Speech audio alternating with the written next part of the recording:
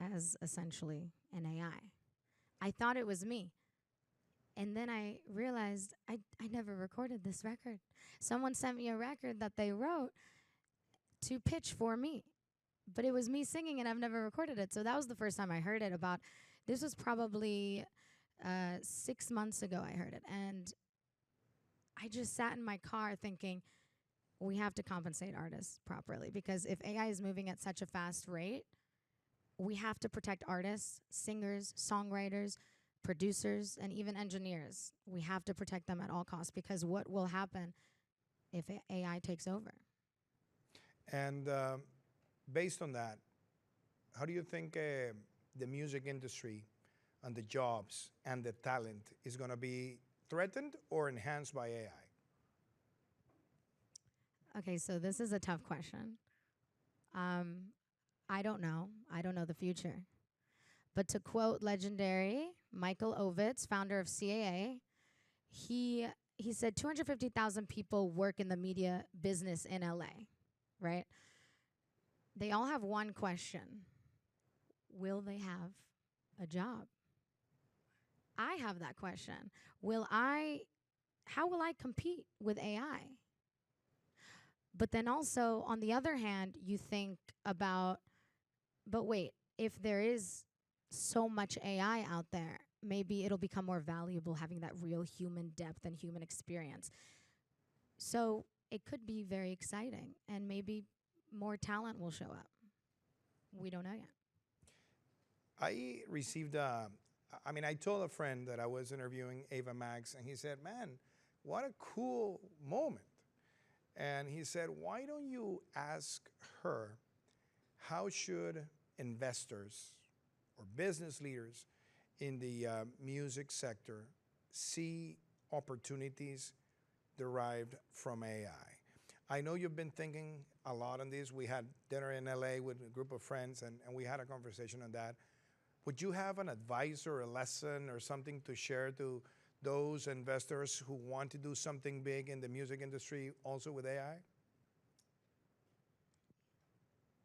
That's the trillion-dollar question.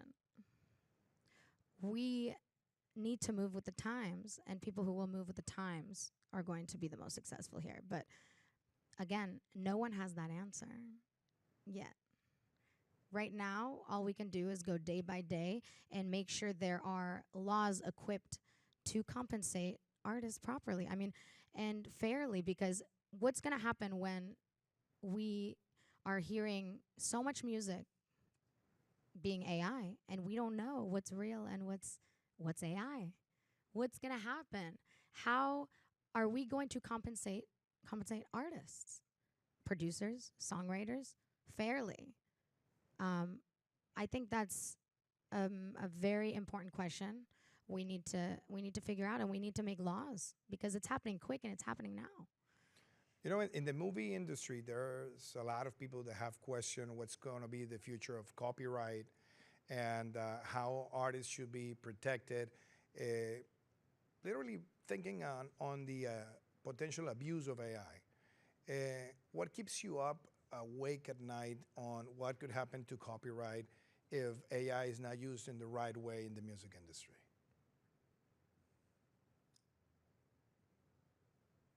I think it goes back to fairness. These artists, myself included, we work so hard on our songs, on our creation, that it has a different kind of depth that AI can never replicate. So back to making laws that are equipped to handle what's about to happen, and what is happening, frankly. And something, Ava, that is for me important to ask you is, obviously AI brings tools, and you can do beautiful things with rhythms. You can mix, and actually I think to make a special arrangement to certain production, I think AI adds a lot of value. Is there anything that you have seen recently in AI that you could use that you never thought it was going to be at your hand? You know, I have to be honest, I don't use AI right now. Maybe in the future I will. It might surprise you guys that I actually don't use AI. Again, yet, I don't know what the future holds. Maybe it's going to be helpful in the future in a way where I can't even understand right now. But as of right now, I'm trying to stick to my storytelling for as long as possible. And tell us about your creative process. How is Ava Max creative moment? How do you get inspired? What's the type of environment that you love to experience when you're about to write, to compose, and what triggers your soul in order to have that enlightenment? I think for me, I have to have it come from a genuine place. So, for instance, I have a lot of songs about heartbreak. I've had my heart broken many times. A lot of people can relate to that, right? So, that is something, again, only a human experience can give off. So, an AI is a machine. It can't give off heartbreak as hard as it tries. Yeah, heartbreaking is always inspiring, not only in music, it's also in politics sometimes, I have to say. um, uh, but let me also ask you something, and it's about, origins, because origins are always there. And when we're about to come to stage, I asked Ava about her family roots in Albania. People love you in Albania. They want you to go to Albania. Your music is big in Albania. What kind of elements of your inspiration or things that you're thinking for the future are also connected to those roots? Well, I mean, I'm 100% Albanian. Both my parents are Albanian. My grandfather made a tree where it goes for generations. Super, super Albanian. I mean, there's no mutt here. I was like, maybe we're a little Italian, maybe a little Greek. Nope, all Albanian. So I have a lot of future plans to go to Albania to help and to just, I've never performed there. So hopefully, first step is doing a show. I got to do a show there. I'm very proud to be Albanian. We want you to come to Colombia on the route to Albania, so keep that in mind. On the way. On the way, so you can make a stop in Bogota.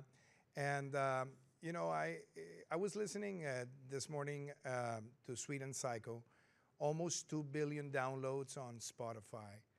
How does it feel to have 2 billion people that have listened to your music?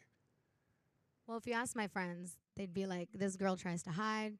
She doesn't want to be Ava Max. That's me. I like to get away from it all. And I just don't know why there's something so beautiful about normalcy. I love what I do, and I'll always love what I do, but I never had a thing with fame, with numbers. I never cared. So I think maybe that's why it happened to me, because I love music so much, and I've sang since I was really little. And I just do it because I'm very passionate about it. And there's always a bigger purpose, and that is, as cheesy as it sounds, to help people. And that is my number one purpose in life. Well, I think that's a great way to end this panel. So let's give a big round of applause to Ava Max. And please follow her, listen to her music, and enjoy a person that is not only genuine, but is a person that has that commitment to music, to culture, that is really inspiring. Thank you so much. Thank you, everyone.